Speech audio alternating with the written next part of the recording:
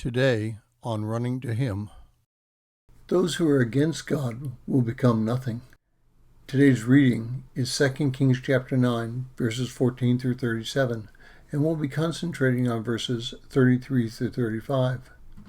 2 Kings chapter 9, verses 33 through 35 says, "He said, 'Throw her down.' So they threw her down, and some of her blood was sprinkled on the wall and on the horses, and he trampled her underfoot.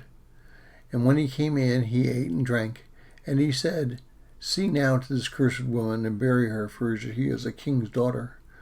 And they went out to bury her, but they found nothing more of her than the skull and the feet and the palms of her hands."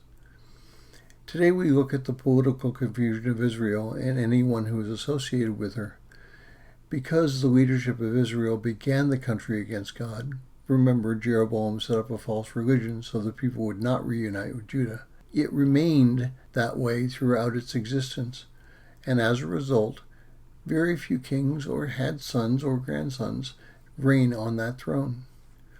Now Jezebel was by far the most wicked queen in all Israel, and when her political base collapsed, she was executed by being thrown from the wall. This action fulfilled Elijah's promise in 1 Kings 21:23. The dogs ate her before she could be buried. Now I'd like to jump 2,700 years forward from today's reading and evaluate the United States and its political and religious leaders.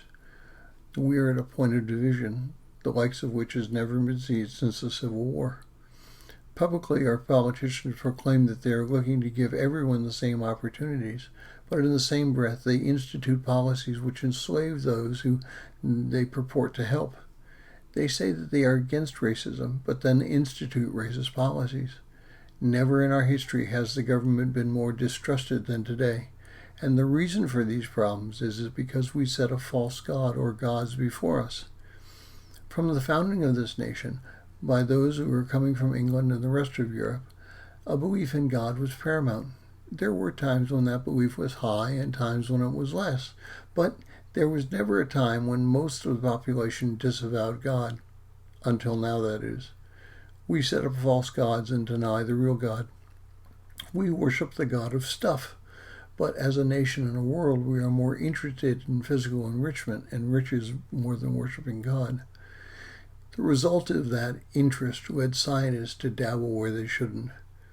No one has thought it possible that a virus could depopulate the world, such as the coronavirus has. However, the prophecy in the book of Revelation describes a loss of 1/3 of the population as a real possibility. A report commissioned by the federal government recently found that the pandemic, which the world is now embroiled in, plausibly came from a lab in Wuhan, China. However, the report says they can't be clear because the Chinese government won't cooperate with the investigation. Even more disturbing is the complacency of the believing Christians. Instead of living lives that would point people towards God, we live our lives mimicking the very people who are leading us to destruction.